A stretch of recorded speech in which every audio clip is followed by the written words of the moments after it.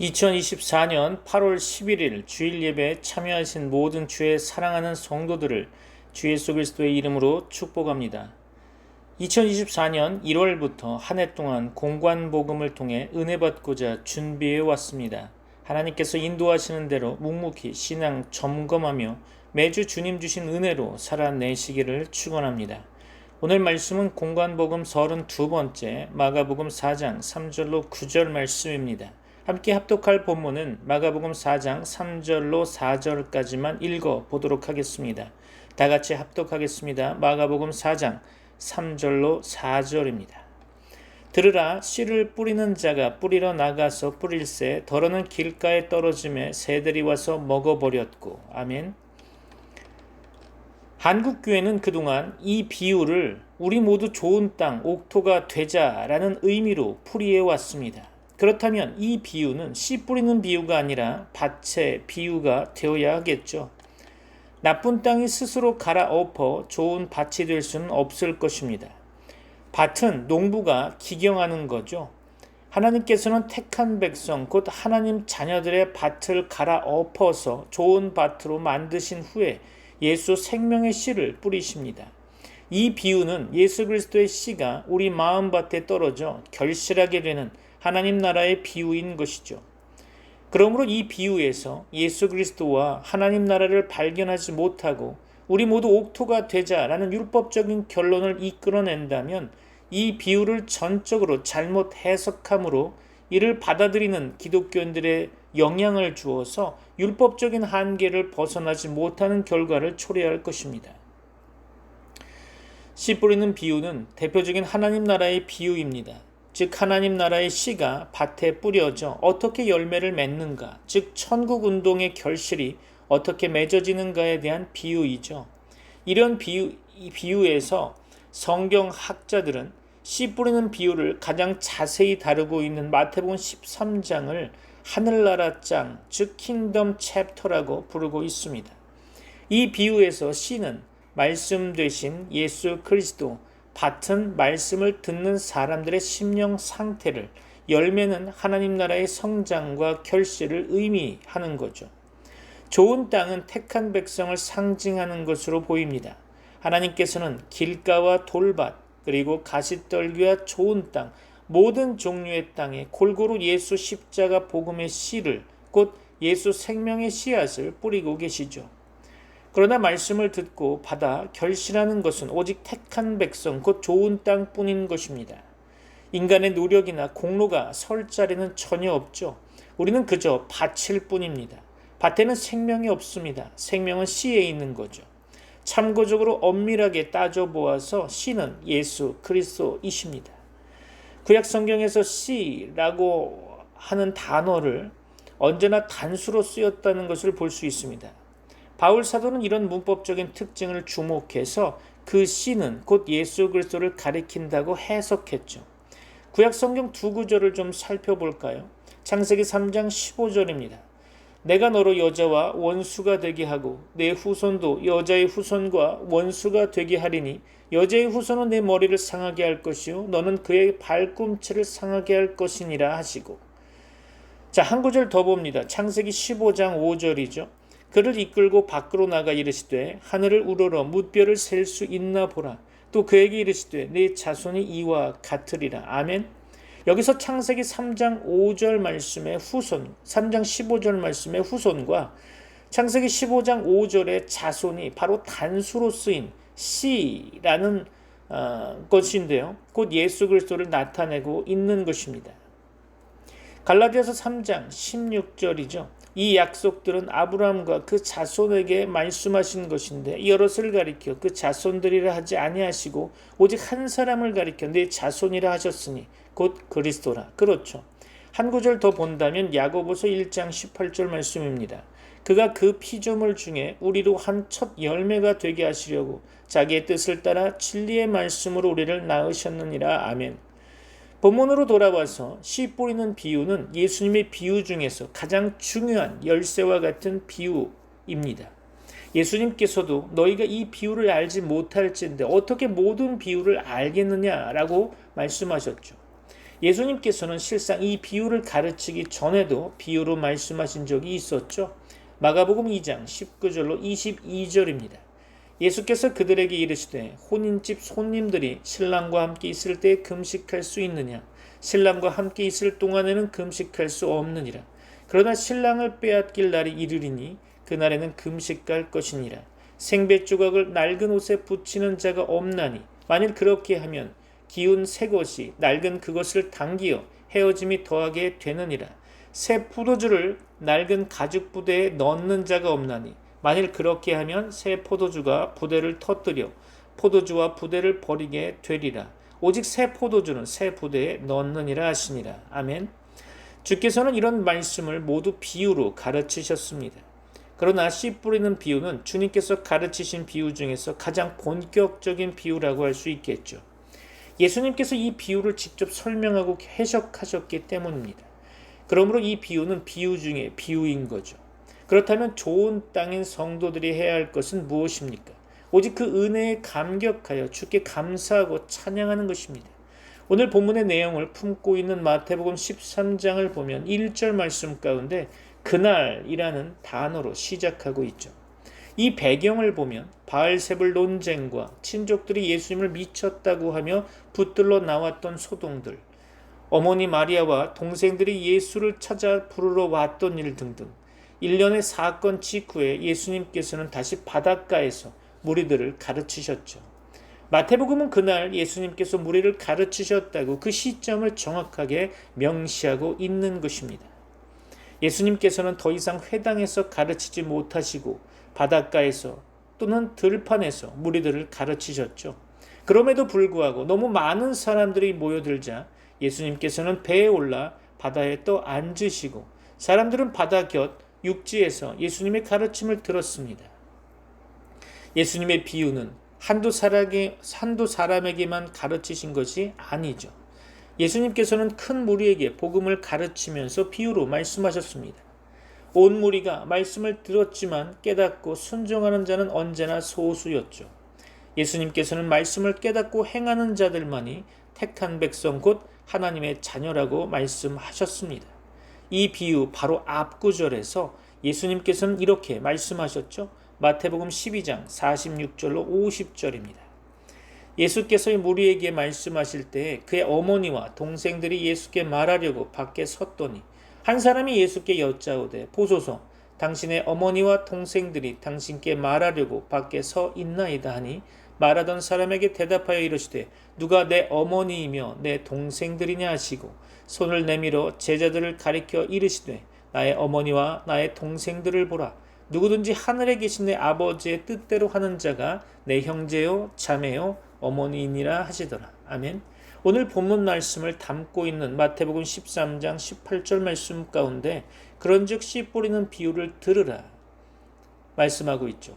예수님께서는 이 비유를 가르치실 때에 들으라라는 명령어로 말씀을 시작하셨습니다. 참고로 이 명령어는 이스라엘아 들으라 셔마 이스라엘이라는 구약 신명기 6장 4절의 말씀을 연상시키고 있죠. 하나님께서 이스라엘 백성들에게 말씀을 주시며 들으라라고 명하셨던 것처럼 예수님은 지금도 우리 성도들에게 들으라 하고 선언하시며 명령하고 계십니다. 특별히 주께서는 들을 귀 있는 자는 들으라라고 말씀하시죠. 다시 정리하면 마가복음 4장 14절 말씀에서 뿌리는 자는 말씀을 뿌리는 것이라 라고 말씀하고 있죠. 마태복음 13장 37절로 39절은 말씀합니다. 대답하여 이르시되 좋은 씨를 뿌리는 이는 인자요 밭은 세상이요 좋은 씨는 천국의 아들들이요 가라지는 악한 자의 아들들이요 가라지를 뿌리는 원수는 마귀요 추수 때는 세상 끝이요 추수꾼은 천사들이니. 그렇죠. 씨는 말씀이신 예수 그리스도를 가리킵니다. 씨를 뿌리는 분도 우리 주님이시죠. 아담의 범죄 이후에 땅은 저주를 받았습니다. 따라서 모든 땅은 기본적으로 가시덤불과 엉겅퀴를 내는 나쁜 땅이 되었죠. 자, 이 나쁜 땅을 기경하여 좋은 땅으로 만드시는 분은 농부입니다. 하나님께서 우리의 마음밭을 갈아엎지 않으시면 우리는 결코 좋은 땅이 될 수 없을 것입니다. 길가와 돌밭, 그리고 가시떨기와 좋은 땅, 마태복음 13장 4절 볼까요? 뿌릴새 덜어는 길가에 떨어지매 새들이 와서 먹어버렸고. 그렇죠. 여기서 길가는 명목상의 교인들을 나타낸다고 볼 수 있겠죠. 이들은 말씀을 듣기는 듣지만 그 말씀에 전혀 귀를 기울이지 않는 사람들입니다. 여기 본문에서 표현한 길가는 원어적으로 보면 밭과 밭 사이에 난 길을 의미하는 것입니다. 아스팔트 도로 이런 게 아니죠. 마가복음에서 보면 예수님께서 안식일에 밀밭 사이로 지나가실세라는 말씀이 나오는데요. 밭과 밭 사이에 난 길에 씨가 뿌려졌다는 것이죠. 이 길은 여러 사람들이 지나다니는 길이라 반들반들하고 단단하게 굳어진 길입니다. 그러므로 길가는 단단하게 굳어져서 도저히 씨가 뿌리를 내릴 수 없는 마음밭인 거죠. 말씀을 듣기는 듣지만 말씀에 대한 열정과 사모함이 전혀 없는 심령들, 하나님 말씀이 도저히 뿌리를 내릴 수 없는 굳어진 심령을 의미한다고 볼 수 있죠. 주께서는 씨가 길가에 떨어짐에 곧 새들이 와서 그 씨를 먹어버렸다고 말씀하셨습니다. 새란 무엇을 가리키는 것일까요? 비유라면 그 비유의 원 의미가 있겠죠. 새란 사단, 마귀를 뜻하는 것입니다. 이 비유에 대한 예수님의 해석은 마태복음 13장 19절과 마가복음 4장 15절에 나타나 있죠. 살펴볼까요? 마태복음 13장 19절입니다. 아무나 천국 말씀을 듣고 깨닫지 못할 때는 악한 자가 와서, 그렇죠, 그 마음에 뿌려진 것을 빼앗나니 이는 곧 길가에 뿌려진 자요. 그렇죠. 마가복음 4장 15절입니다. 말씀이 길가에 뿌려졌다는 것은 이들을 가리킴이니 곧 말씀을 들었을 때 사탄이 즉시 와서 그들에게 뿌려진 말씀을 빼앗는 것이요. 그렇죠. 사단은 사람들이 말씀을 듣고 어떤 결심, 어떤 결단도 하기 전에 즉시 와서 뿌려진 말씀을 빼앗아 갑니다. 약간의 결심을 했다 하더라도 미적미적하며 순종할 것을 차일피일 미루고 있는 사이 마음밭에 뿌려진 말씀을 신속하게 빼앗아 가버리죠. 순종을 내일로 미루면 그것은 사단에게 틈을 주는 것입니다. 이들은 습관적으로 교회에 와서 설교를 듣고 예배를 하지만 말씀에 대한 진정한 관심이 없기 때문에 언제나 건성으로 주의 말씀을 듣죠. 마치 그 말씀이 자기와는 아무 상관도 없다는 듯이 말이죠. 고린도후서 4장 4절 볼까요? 그 중에 이 세상의 신이 믿지 아니하는 자들의 마음을 혼미하게 하여 그리스도의 영광의 복음의 광채가 비치지 못하게 함이니 그리스도는 하나님의 형상이니라. 아멘. 사단 곧 악한 자가 와서 그들의 마음을 혼미하게 하기 때문에 그들에게는 복음의 광채가 비추지 못하는 것이죠. 그러기에 그리스도의 영광이 나타나지 않는 것입니다. 그들은 늘 교회 주변에서 서성거리고 있기 때문에 겉으로는 말씀을 잘 듣고 있는 것 같습니다. 그러나 말씀에 대한 진정한 관심이 없기 때문에 언제나 언저리에 머물러 있을 뿐, 아웃사이더죠. 진심으로 말씀을 상고하지 않습니다. 그리고는 여전히 육신의 삶을 살아가죠. 그들은 언제 하나님의 말씀을 들은 적이 있느냐 하는 듯이 예수님의 십자가 죽음이 자기와는 아무 상관이 없다는 듯이 마치 아무 일도 일어나지 않은 것 같이 이 땅에 파묻혀서 이 땅의 것만을 추구하며 이 땅의 삶을 살아가는 것입니다. 예레미야 에가서 1장 12절 말씀 가운데 지나가는 모든 사람들이여 너희에게는 관계가 없는가? 나의 고통과 같은 고통이 있는가? 볼지어다. 여호와께서 그의 진노하시는 날에 나를 괴롭게 하신 것이로라. 아멘. 선지자의 애끓는 외침에도 불구하고 설교자의 불타는 말씀 선포에도 불구하고 그들은 그 말씀이 자기와는 아무 상관이 없다는 듯이 전혀 주의를 기울이지 않는 사람들이죠. 여기에 설교자의 고통이 있습니다. 아무리 애끓는 마음으로 말씀을 선포하고 불타는 심정으로 복음을 전한다 할지라도 전혀 변화의 조짐이 보이지 않을 때, 조금도 순종하는 기색이 보이지 않을 때 설교자는 누구에게도 말 못할 가슴 아픈 고통으로 주님께 엎드리게 됩니다. 주님, 이 무익한 종을 용서하옵소서. 그렇죠. 마태복음 13장 5절로 6절 봅니다. 더러는 흙이 얕은 돌밭에 떨어지며 흙이 깊지 아니하므로 곧 싹이 나오나 해가 돋은 후에 타서 뿌리가 없으므로 말랐고. 그렇죠. 여기서 돌밭은 피상적인 교인들을 의미한다고 볼 수 있겠죠. 이들은 말씀을 듣는 데는 매우 민감하고 또 열심을 보이기도 합니다. 그러나 뿌리가 깊지 않기 때문에 진정으로 그 말씀을 삶에 적용시키지는 않죠. 실제로 팔레스타인 토양에는 석회석이 많이 섞여 있어서 이런 돌짝밭들이 많다고 합니다. 이런 밭은 흙이 얇고 깊이가 없기 때문에 씨를 뿌리면 곧 싹이 나오지만 뿌리를 내리지 못해서 해가 나면 그 싹이 쉬이 말라버린다고 하는 거죠. 이 비유에 대한 예수님의 해석은 마태복음 13장 20절로 21절, 마가복음 4장 16절로 17절 말씀이죠. 그럼 함께 살펴볼까요? 마태복음 13장 20절로 21절입니다.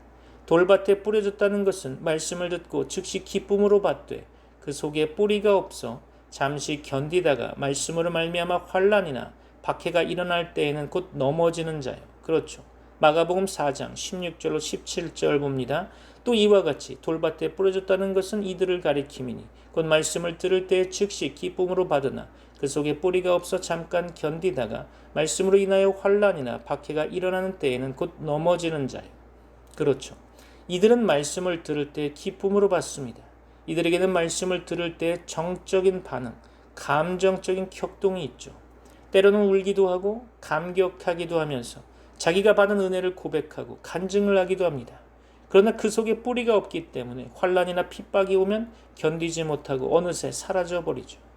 구원의 확신이 있는 것 같아 보이지만 그것은 피상적인 회심일 뿐입니다. 진정한 성령의 역사가 없기 때문에 이들의 회심은 감정적인 차원을 넘어서지 못하죠. 그러므로 그 삶에 진실된 변화가 없는 것입니다.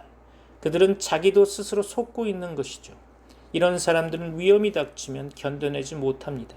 조금만 어려움이 와도 그 역경을 이겨내지 못하죠. 말씀 한 구절 볼까요? 호세아 6장 4절입니다. 에브라임아 내가 네게 어떻게 하랴? 유다야 내가 네게 어떻게 하랴? 너희의 인애가 아침 구름이나 쉬 없어지는 이슬 같도다. 그렇죠. 이런 사람들은 교회 생활 중에 다른 사람들과 조금만 갈등이 생겨도 견디지 못하고 쉽게 신앙을 포기해버립니다. 교회에서 직분을 주지 않는다고 싸우고 분란을 일으키며 심한 경우에는 교회를 떠나버립니다. 이들의 관심은 표피적인 기쁨, 편리한 것, 편안한 것, 대접받는 것에 있는 거죠. 그들은 표적과 기사를 쫓아 예수를 따라다녔던 수많은 군중들처럼 이것저것 은사집회나 이적들을 찾아다닙니다. 기독교는 이적의 종교가 아니라 말씀의 복음입니다. 주님은 지금 백성들에게 말씀을 주시고 있죠. 하나님의 말씀이 우리 마음밭에 뿌리를 내리는 것이 중요하다고 가르치고 계십니다. 그들이 피상적인 믿음에 머물러 있는 이유가 무엇일까요? 하나님께 대한 진정한 관심이 없기 때문일 것입니다. 하나님을 사랑하지 않기 때문인 거죠. 돌짝밭 밑에 숨어있는 돌, 즉 육신의 부패한 이기심 때문에 그들은 편리한 것, 편한 것, 대접받는 것만 추구할 뿐 그 모든 복의 근원이신 하나님을 바라보지 않는 거죠. 진정으로 하나님을 알고자 하지 않는 것입니다.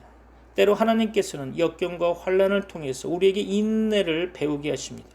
그리고 그 고난을 통해서 우리를 온전케 하십니다. 말씀 몇 구절 볼까요? 야고보서 1장 2절로 4절입니다. 내 형제들아 너희가 여러 가지 시험을 당하거든 온전히 기쁘게 여기라. 이는 너희 믿음의 시련이 인내를 만들어 내는 줄 너희가 알미라. 인내를 온전히 이루라. 이는 너희로 온전하고 구비하여 조금도 부족함이 없게 하려 함이라. 아멘. 참고로 야고보서 1장 2절에서 여러 가지 시험이란 단어가 나오죠. 각양 색깔의 시험이라는 의미를 가지고 있습니다. 참고하시면 괜찮겠죠. 사도행전 14장 22절 봅니다. 제자들의 마음을 굳게 하여 이 믿음에 머물러 있으라 권하고 또 우리가 하나님의 나라에 들어가려면 많은 환난을 겪어야 할 것이라 하고 아멘. 참된 신앙은 고난 속에서 빛을 발합니다. 환난과 핍박을 이기고 승리하는 거죠. 뿌리 깊은 나무는 바람에 흔들리지 않기 때문입니다. 욥기 23장 10절이죠. 그러나 내가 가는 길을 그가 아시나니 그가 나를 단련하신 후에는 내가 순금같이 되어 나오리라. 아멘. 우리가 구할 것은 아침 안개처럼 사라질 표피적인 감동과 기쁨이 아닐 것입니다. 진정으로 우리가 구할 것은 최고의 축복, 곧 하나님 자신입니다. 복의 근원이신 아버지 하나님, 십자가의 죽음과 부활로서 우리에게 영원한 생명을 주신 성자 예수 그리스도, 말할 수 없는 탄식으로 우리를 위해 친히 간구하시는 성령 하나님의 교통하심, 삼위 하나님이 우리와 함께 계신데 우리가 또 무엇을 구할 수 있겠습니까? 마태복음 13장 7절 본문 말씀 봅니다. 덜은 가시떨기 위에 떨어짐에 가시가 자라서 기운을 막았고. 그렇죠. 여기서 가시떨기는 세속적인 교인들을 의미한다고 볼 수 있겠죠. 이들은 세상의 욕심 때문에 말씀의 결실을 맺지 못하는 사람들입니다. 외관상 이들은 성도의 모습을 갖추고 있죠. 어느 정도 말씀에 순종하고 있는 것 같기도 합니다. 그러나 이들은 실상 세상의 가치관을 그대로 가지고 살아가는 사람들이죠. 세상의 유혹을 당연하게 받아들이는 사람들입니다. 이 비유에 대한 하나님의 해석은, 예수님의 해석은 마태복음 13장 22절과 마가복음 4장 18절로 19절에 나타나 있죠. 한번 볼까요? 마태복음 13장 22절입니다. 가시떨기에 뿌려졌다는 것은 말씀을 들으나 세상의 염려와 재물의 유혹에 말씀이 막혀 결실하지 못하는 자예요. 그렇죠. 마가복음 4장 18절로 19절입니다. 또 어떤 이는 가시떨기에 뿌려진 자니 이들은 말씀을 듣기는 하되 세상의 염려와 재물의 유혹과 기타 욕심이 들어와 말씀을 막아 결실하지 못하게 되는 자요. 그렇죠. 즉 세상의 염려, 재물의 유혹, 기타 욕심 등 각종 욕망이 가시떨기처럼 하나님의 말씀을 막고 억눌러서 결실하지 못하게 하는 것입니다. 참고로 여기에서 언급한 재물의 유혹이란 원어적으로 보면 재물의 속임수, 재물의 기만이라는 의미를 갖고 있습니다. 참고하시면 좋겠죠. 이들에게 말씀에 대한 사모함이 없는 것은 아닙니다. 그러나 그 사모함보다도 이 세상 욕심이 훨씬 더 크다는 것입니다. 이들을 지배하고 있는 것은 세상 욕망이죠. 이들은 겉에 드러난 가시떨기를 모두 베거나 태워버렸기 때문에 외견상 매우 깨끗하게 보이는 밭입니다. 그러나 밭 표면 바로 아래 땅 속에는 가시떨기의 뿌리가 그대로 남아 있다는 거죠. 그리고 그 뿌리가 점점 자라서 말씀의 씨앗을 결실치 못하도록 방해한다는 것입니다. 복음서에 나오는 한 부자 청년이 그 대표적인 예가 되겠죠. 그는 부자여 청년이여 관원이었습니다. 그러나 유복한 젊은이답지 않게 그에게는 영생에 대한 진지한 질문이 있었죠. 구도자의 목마름이 있었던 것입니다. 그럼에도 불구하고 그는 재물에 대한 미련을 버리지 못했죠. 모든 소유를 팔아 가난한 사람들에게 나누어 주라는 예수님의 말씀 앞에서 그는 재물이 많음으로 이 말씀을 듣고 근심하여 돌아갔다고 성경은 기록하고 있죠. 예수님에 대한 관심보다도 말씀에 대한 사모함보다도 하나님 나라에 대한 소망보다도 재물에 대한 욕심이 더 컸다는 것을 이야기하는 것입니다. 그에게는 실상 재물이 그의 우상이었던 거죠. 예수님께 나와 직접 영생에 대해 여쭤보았지만 그는 끝내 영생을 얻지 못했던 것입니다. 예수님 앞까지 왔지만 그는 목표한 것에 도달하지 못했던 거죠. 그만큼 보았는데 그는 전부를 보지는 못했던 것입니다. 그만큼 헌신했는데 그는 온전히 그 심령을 예수님께 드리지는 못했던 거죠. 이것이 그의 비극이었습니다. 성경은 우리가 하나님과 재물을 겸하여 섬길 수 없다고 말씀합니다. 적절히 통제하지 못하면 재물은 사람들의 우상 곧 신이 되어버리는 거죠. 즉 사람들이 재물의 종이 되어버리고 마는 것입니다. 참고로 재물은 원래 만몬신을 의미하죠. 재물이라는 단어에는 나는 믿는다 라는 뜻이 포함되어 있습니다. 성경 몇 구절 볼까요? 마태복음 6장 24절입니다. 한 사람이 두 주인을 섬기지 못할 것이니 혹 이를 미워하고 저를 사랑하거나 혹 이를 중히 여기고 저를 경히 여김이라. 너희가 하나님과 재물을 겸하여 섬기지 못하느니라. 아멘. 요한일서 2장 15절 볼까요? 이 세상이나 세상에 있는 것들을 사랑하지 말라. 누구든지 세상을 사랑하면 아버지의 사랑이 그 안에 있지 아니하니. 그렇죠. 야고보서 4장 4절입니다. 가늠한 여인들아 세상과 벗된 것이 하나님과 원수됨을 알지 못하느냐. 그런즉 누구든지 세상과 벗이 되고자 하는 자는 스스로 하나님과 원수 되는 것이니라. 아멘. 더 이상 세상 욕심이 우리 삶을 지배하게 해서는 안 될 것입니다. 세상 것들이 우리의 주인이 될 수는 없습니다. 우리 삶의 주인은 오직 예수 그리스도 한 분뿐이십니다. 믿습니까? 그렇게 인정하십니까? 그리스도만이 우리 생명의 주인이십니다. 그렇게 인정하십니까? 요한복음 15장 1절로 2절을 볼까요? 나는 참 포도나무요 내 아버지는 농부라. 물은 내게 붙어 있어 열매를 맺지 아니하는 가지는 아버지께서 그것을 제거해 버리시고 무릇 열매를 맺는 가지는 더 열매를 맺게 하려 그것을 깨끗하게 하시느니라. 아멘. 본문의 말씀으로 돌아와서 좋은 땅은 곧 말씀을 듣고 받아 결실하는 진정한 성도들을 나타낸다고 볼 수 있습니다. 이들은 하나님의 말씀을 듣고 받아 지키어 순종하는 사람들이죠. 이 비유에 대한 예수님의 해석은 마가복음 4장 20절과 마태복음 13장 23절, 누가복음 8장 15절입니다. 자, 그럼 한번 살펴볼까요? 마가복음 4장 20절입니다. 좋은 땅에 뿌려졌다는 것은 곧 말씀을 듣고 받아 30배나 60배나 100배의 결실을 하는 자니라. 아멘. 마태복음 13장 23절이죠.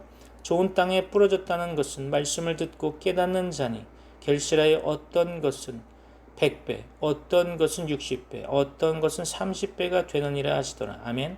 참고로 마가복음 4장 20절 말씀 가운데 받아라는 동사를 마태복음에서는 깨닫는 이라는 단어로, 누가복음에서는 지키어라는 단어로 표현하고 있죠.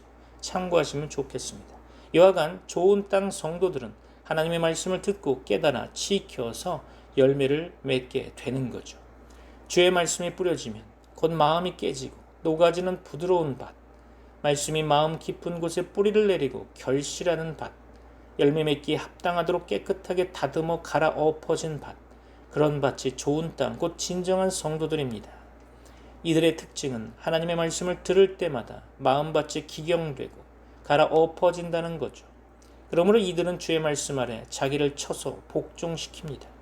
말씀으로 돌이켜 회개하게 되는 거죠. 말씀의 권능으로 삶을 변화시킵니다. 좋은 땅 성도들에게 주님은 30배, 60배, 100배의 결실을 약속하셨습니다. 적어도 30배의 결실이 있는 거죠. 이 결실은 개인적인 결실이기도 하고 동시에 하나님 나라의 결실이기도 합니다. 이 결실로서 성도의 삶은 더욱 거룩해지고 주 십자가의 복음은 더욱 널리 퍼지게 되는 거죠. 마태복음 22장 14절 볼까요?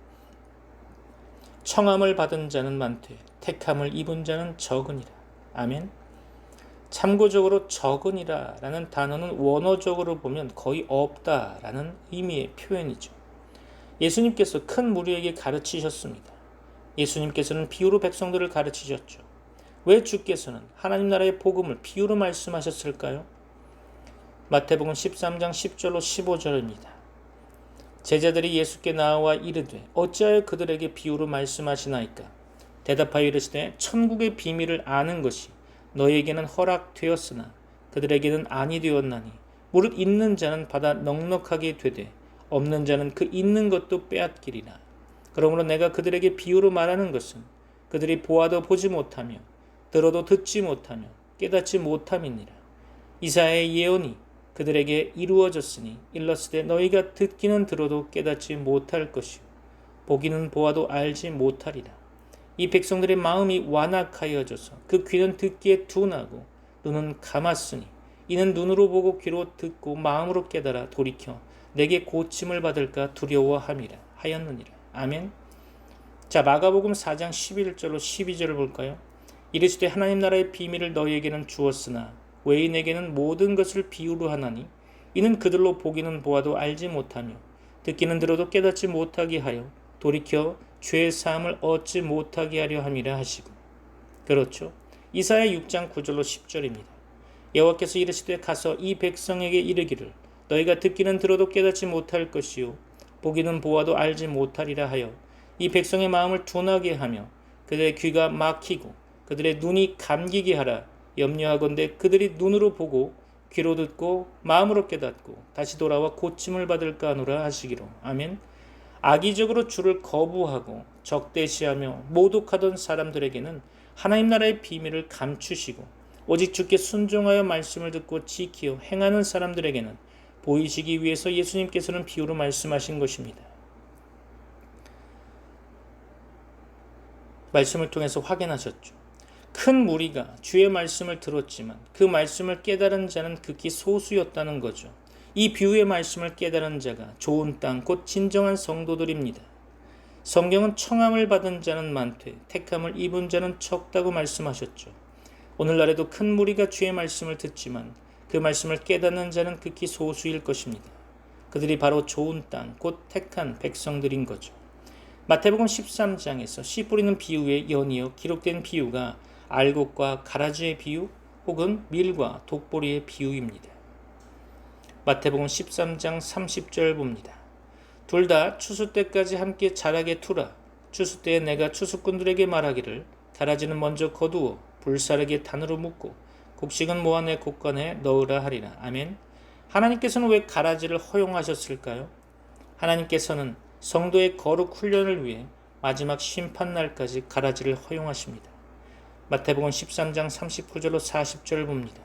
가라지를 뿌리는 원수는 마귀요 추수 때는 세상 끝이요 추수꾼은 천사들이니 그런즉 가라지를 거두어 불에 사르는 것 같이 세상 끝에도 그러하리라. 아멘.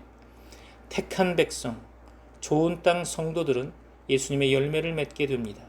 호세아 10장 12절 볼까요? 너희가 자기를 위하여 공의를 심고 인애를 거두라. 너희 묵은 땅을 기경하라. 지금이 곧 여호와를 찾을 때니 마침내 여호와께서 오사 공의를 비처럼 너희에게 내리시리라. 실상 우리의 마음속에는 길가와 돌밭, 가시떨기와 이 세 가지 밭의 모습이 공존하고 있습니다. 지금은 우리의 마음밭을 갈아엎고 기경할 때입니다. 회개하고 돌이킬 때인 거죠. 고린도후서 6장 1절로 2절을 볼까요? 우리가 하나님과 함께 일하는 자로서 너희를 권하노니 하나님의 은혜를 헛되이 받지 말라. 이르시되 내가 은혜 베풀 때 너에게 듣고 구원의 날에 너를 도왔다 하셨으니 보라 지금은 은혜 받을 만한 때요 보라 지금은 구원의 날이로다. 아멘. 여러분에게 성령께서 임하셔서 깨닫게 하시고 오늘의 말씀을 통해 삶의 변화가 있기를 소망합니다. 여러분의 기도 제목이 바뀌고 여러분에게 날마다 응답의 문이 열려지기를 주 예수 그리스도의 이름으로 축원합니다. 기도하겠습니다. 이제는 우리 주 예수 그리스도의 은혜와 하나님의 사랑과 성령님의 교통하심이 트리니티 미라클 교회 모든 권속들과 세계 교회 위에 이제부터 영원까지 함께 있을지어다. 아멘. 하늘에 계신 우리 아버지 주 이름 거룩히 여김 받으사 주의 나라 임하시며 주의 뜻 이루어지리 땅에서도 하늘과 같이 주의 기도 주의 사랑 우리에게 날마다 일용할 양식 주시고 주의 기도 주의 은혜 우리 죄를 사하시며 우리를 지키소서.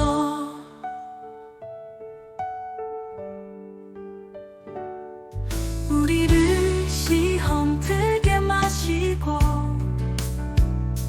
악에서 구원하소서.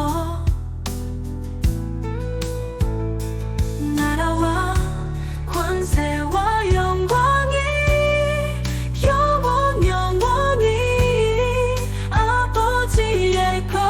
아멘. 주의 기도 주의 사랑 우리에게 날마다 일용할 양식 주시고 주의 기도 주의 은혜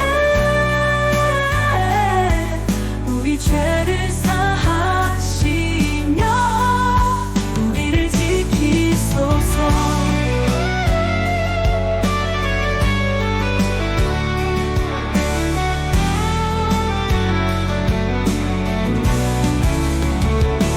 주의 이름 높이며 주의 길 따르리 영원히 주를 찬양하며 우리 주께 기도하리. 주의 기도 주의 사랑 우리에게 날마다 일용할 양식 주시고 주의 기도 주의 사랑 우리에게 날마다 일용할 양식 주시고 주의 기도 주의 은혜 우리 죄를 사하시며